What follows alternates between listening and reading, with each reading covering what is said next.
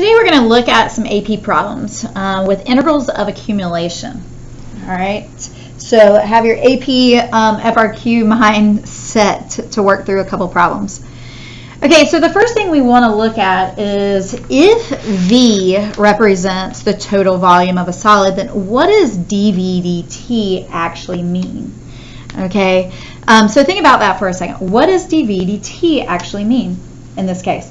Okay, it's going to be the change in volume at a particular instant.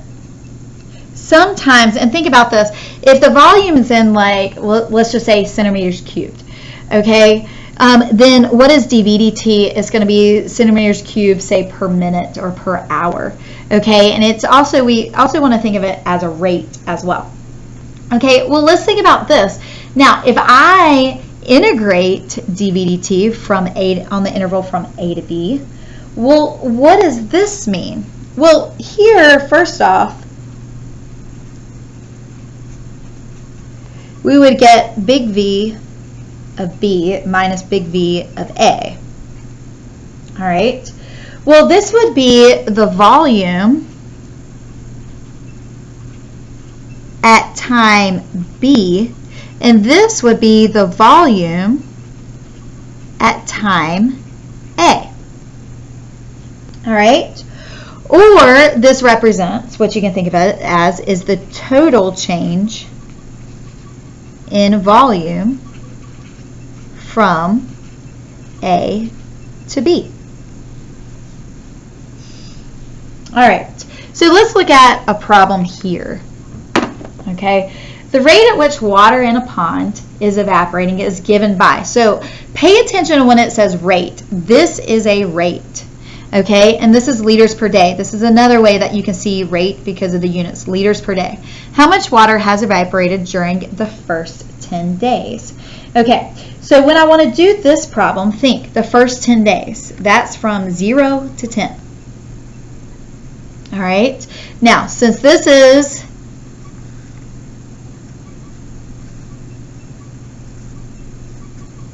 a rate, if I integrate it, I'm actually going to get the total volume, and it's going to be in liters. All right, so here, when I do this problem, I'm just going to plug this into our calculator to get it pretty quickly. So when I say alpha y equals, and I go over and I say number 4, okay, 0 to 10 of the square root of 1 plus e to the negative, we'll just put x there instead of t, and then x. All right, and what do we get? We get 10.45, and I'm just going to round it to 3 decimal. 2, remember we're rounding it to 2 decimal places, and it's going to be liters. Because think, if I integrate a rate, okay, I'm going to get the volume of it. Okay, so this was liters per day. This just comes out as liters, like that. Okay, so we're going to look at some more AP problems. So our first AP problem that we're going to look at is 2002, and I'm going to have to keep going back and forth with this. All right, so we're going to look at A. The rate at which people enter a music part on a given day is modeled by the function E, defined by, and so here's E. Okay, notice that this is a rate. The rate at which people leave the music park, okay, so this is the rate that we're leaving. Both E of t and L of t are measured in people per hour. That's another way you can tell it's rate. And time t is measured in hours after midnight. These functions are valid for 9, when t is between 9 and 20 to 23, the hours during which the park is open. At time t equals 9, there are no people in the park. Okay, so that's the initial value, no people in the park at time t equals 9. How many people have entered the park by 5 p.m.? And they tell you 5 p.m. is t equals 17. And we want to round our answer to the nearest whole number. Now, this problem is a calculator problem, so I'm going to show you everything on the calculator with it. So think about this. I want to know how many people have entered by time t. That means by 5 p.m. Okay, anytime it opened at t equals 9, okay, to 5, how many people entered? So in A, I want to do an integral from 9 to 17, okay, of e of t. And it's okay, guys, you do not actually have to put the function there. We can do e of t. Now what I'm going to do is I'm going to put e of t in my calculator, all right, into y1. And so this is going to be 15600, all right, and this is going to be x squared minus 24x plus 160. That means I have it stored into y1, and then L of t, I'm going to also store that.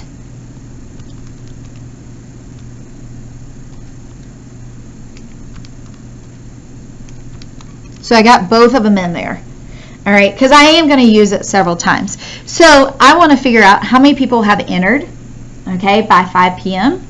All right, well, entering is y sub 1. So what I'm going to do is I'm going to say alpha y equals, and I'm going to integrate it from 9 to 17, okay, and I want y1. Well, this is how I can do it. Alpha y equals, okay, if I just scroll all the way over, okay, and I have e of t and y1, all right, and I don't have to keep typing it out if I do it this way. All right, now, in the problem it said round the answer to the nearest whole number, so I'm just going to round this to the nearest whole number. So we use approximately, and it's going to be 6,004, and then it's people. You don't need to explain anything else. It's just that many people have entered since 9 o'clock in the morning till 5 p.m. at night. All right, let's look at part B. Okay, the price of admission to the park is $15 until 5 p.m. After 5 p.m., the price of admission to the park is $11. How many dollars are collected from admissions to the park on the given day? Round your answer to the nearest whole number. Well, I know how many people came at by 5 p.m., but what about the number of people that come after 5 p.m.? All right, that's from 17 to 23. All right, because I want total admission. Okay, so I'm going to have to do this from 17 to 23. Now, if you want to, say second entry, and really all you need to change on this is you need to change 17, and you need to change this to 23.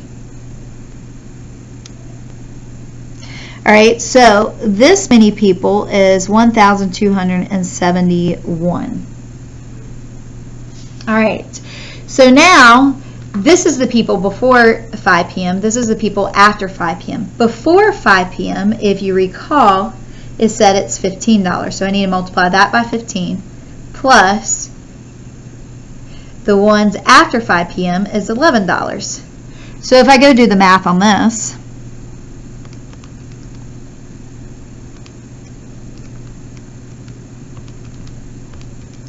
I end up with approximately $104,041. Again, do not box your answer.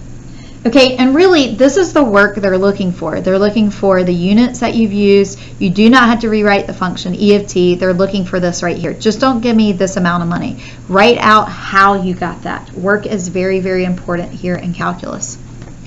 Okay, let's go look at C.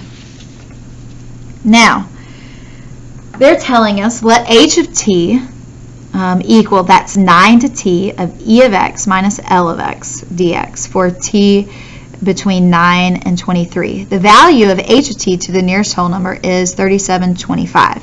Find the value of h prime, okay, and explain the meaning of h of 17 and h prime at 17 in context to the park. Well, if you notice, e of x minus L of x is entering minus leaving.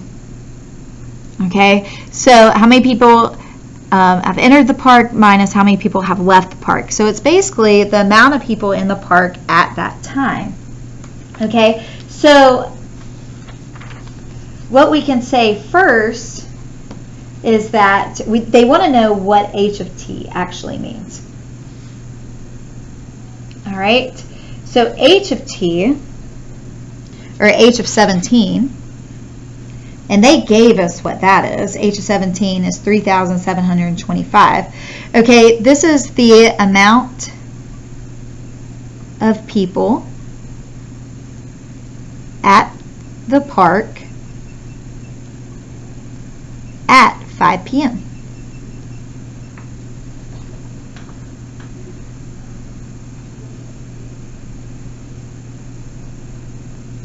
Now, when I want to find h prime of t, okay, well, let's think about this.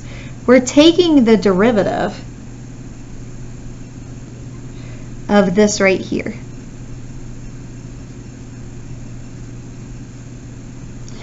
Okay, and when I take the derivative of that, it's just, think about what we had done the other day. Really, this is just e of t minus L of t. So when I find h prime,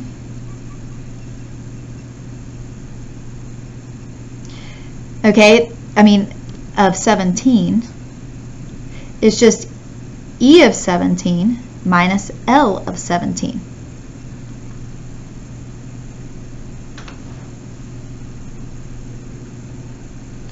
All right, so we have to find that value right there. Okay, and so I've got to find at e of 17. Okay, and really you can just go to the table if you wanted to, and you can go where 17 is.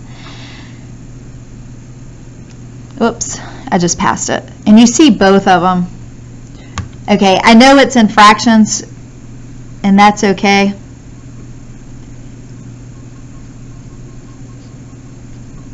Okay, so if I subtract these two,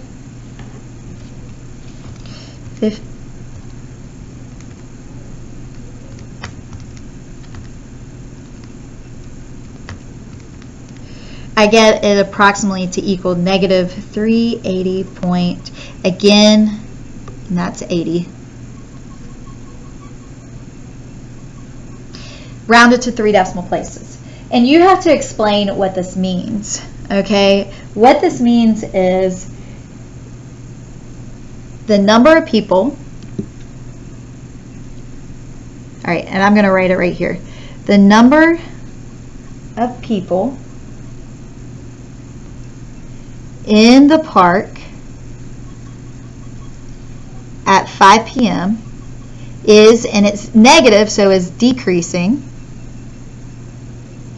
at a rate of negative 380.2.81 people per hour.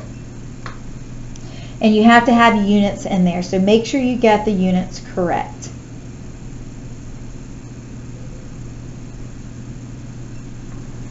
All right, and we also have a part D. All right, so let's look at this part D right here. At what time t, okay, it says the model predict that the number of people will be at the park at a maximum. Well, remember, a maximum is when h prime of t equals 0. Well, remember, we just did e of t minus L of t. All right, well, when do those two functions equal 0? Okay, well, here we want to know when, okay, y1 minus y2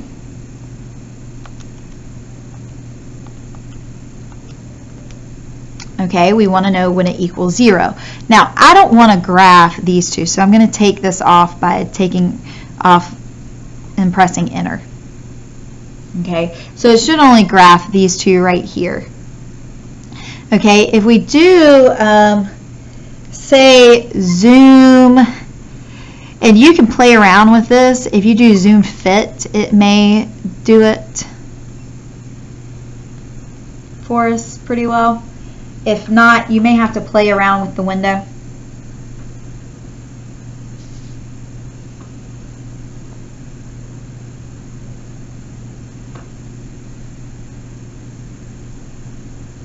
All right. I see that it's just going up right now. I need to change, for mine, I need to change window. Okay, maybe it's going to come back down, so why don't I put like 20 in here? I need to know where it hits the x-axis.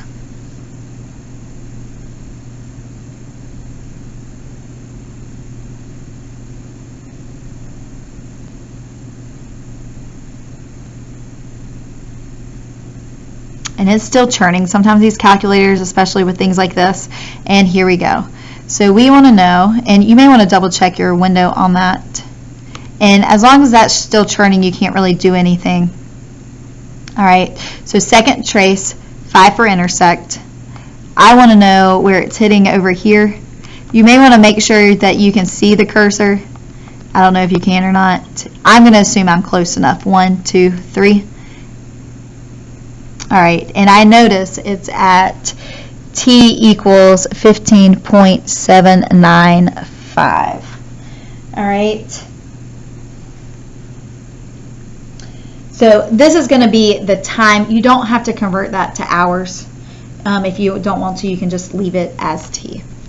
All right, so that's that one problem. Let's go look at one more problem.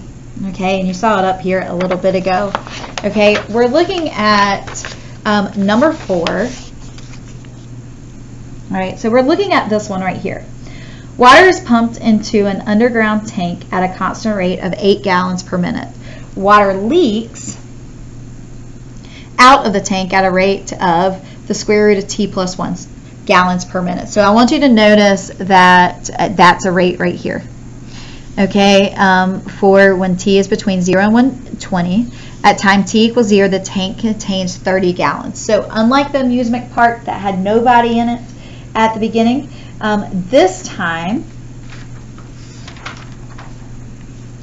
we start with 30 gallons. So how many gallons of water leak out of the tank from time t equals 0 to t equals 3? Well, we only want to know how much leaks. So part A, from 0 to 3. Now, because this doesn't have like WT like last time, I actually do need to write t plus 1. Now, this may actually be a non-calculator problem right here, so you may actually have to do this without a calculator. So I'll do this without a calculator. It's not too bad. U is t plus 1. du equals dt. All right. This would be u to the 1/2 du. And guys, remember, if you change it, make sure you change the bounds. So u of 0, when I plug 0 in there, I get 1. When I plug 3 in here, I get 4. All right, so this is u to the 3/2 divided by 3/2, and I'm doing it from 1 to 4. Without a calculator, what I'm going to do is I'm going to change that so it's 2 squared, because it makes this a lot easier. Now, the 1, it doesn't matter. It's just going to be 1, because 1 to the 3/2 is just 1. All right, remember these 2's go away. 2 to the 3rd is 8. 8 times, that's going to be 16 over 3 minus 2/3. And we end up with 14 over 3. Okay, and you can leave it like this. Well, if you have to have units, it doesn't say in this case, but if you have to, this would be gallons. The question was how many gallons that they had. Okay, now part B asks us for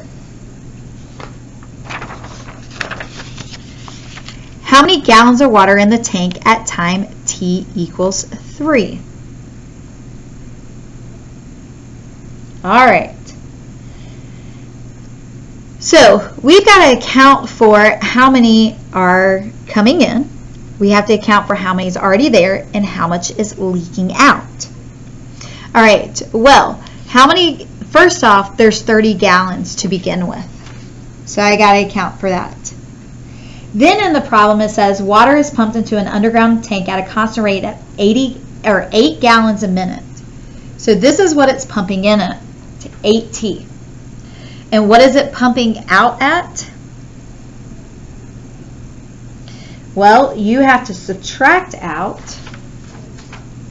from 0 to 3 the square root of t plus 1 dt. Well, guess what? We just found this amount. Okay, so it's at time t equals 3. All right, so we're going to say 8 times 3 minus 14 thirds. All right, and really for an FRQ, you're welcome. You can honestly leave your answer like this right here. All right, but if you go and do the math, you will realize that this is 148 over 3 gallons. So time t equals 3 at 3 minutes, there will be 148 over 3 gallons. Okay. Again, if it's without a calculator, you can just leave your answers just like that and you'll be fine. Okay, you don't have to actually get a common denominator for that. All right, let's look at part C. So let's go back to our problem. Write an expression for A of t, the total number of gallons of water in tank at time t. This is honestly what we just did just a second ago for B. Now, we got to be careful about our letters. So we began with 30.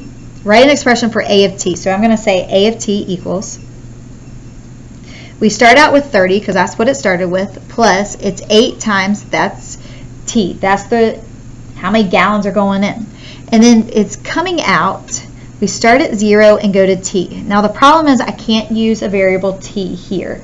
So what you need to do is just use some other variable besides t. So I'm just going to use x plus 1 and then just remember dx right there. There's our expression, and it can be as easy as that. This may be like a 2-point problem where, or even a 3-point. They want to see this, they want to see that, and they want to see this right here. All right, now we can move on to part D. At what time t is the amount of water in the tank at a maximum? Well, remember, maximum is when the derivative equals 0. So we want to know when a prime of t equals 0. All right, so we got to take the derivative of this. Well, derivative of 30 is just 0. Derivative of that is 8. And when I do the derivative of this, remember, when I take the derivative, I really just can plug t into there.